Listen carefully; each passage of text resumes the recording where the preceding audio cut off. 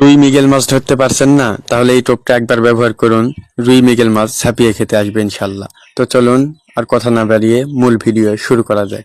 প্রথমেই যেটা করতে হবে, কিছুটা চিরাকে ভিজিয়ে খুব ভালোভাবে চটকিয়ে নিতে হবে। এমনভাবে চটকাতে হবে যাতে চিরাটা গোটা গোটা না থাকে এবং মাছের খেতে অসুবিধা না হয়, টোপের সাথে একদম স্মুথলি মিশে যায়। সেই জন্য খুব ভালোভাবে আগে মিশিয়ে নিতে হবে।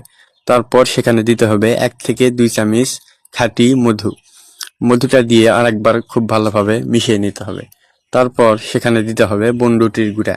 বনরুটির গুঁড়া দিয়ে সেটাকে আরেকবার খুব ভালোভাবে মেখে নিতে হবে। তারপর আমাদের যেটা প্রয়োজন হবে সেটা আপনাদের সুপরিচিত পিঁপড়ের ডিম। পিঁপড়ের ডিম প্রয়োজন হবে সবার লাস্টে। এখন প্রয়োজন হবে একটু আটা বা ময়দা, যে কোনো একটা দিলেই হবে। সেটা দিয়ে টোপটাকে একটু শক্ত করে মেখে নিতে হবে। তারপর যখন আপনি পিঁপড়ের ডিম এটার সাথে মিশাবেন, তখন টোপটা কিন্তু এমনি সফট হয়ে যাবে। আপনারা জানেন পিঁপড়ের ডিম দেওয়ার কারণ টোপ সফট হয় এবং রুই মৃগেল মাছের পিঁপড়ের ডিম অত্যন্ত পছন্দ। তারপরে পিঁপড়ের ডিমটা দিয়ে নেওয়া হয়ে গেলে আরেকবার মিশিয়ে নেবেন। তারপর দেখবেন টোপটা অনেকটাই সফট হয়ে এসেছে। তখন বুঝবেন আপনার টোপটা একদম রেডি হয়ে গিয়েছে।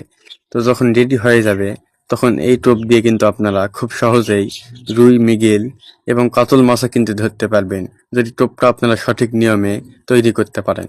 দেখেন, আমি একটা ডো বানিয়ে নিয়েছি। আমি যেহেতু মাছ ধরবো না, সেই জন্য আপনাদেরকে দেখানোর জন্য অল্প করে বানিয়েছি। আশা করি ভিডিওটা ভালো লাগলে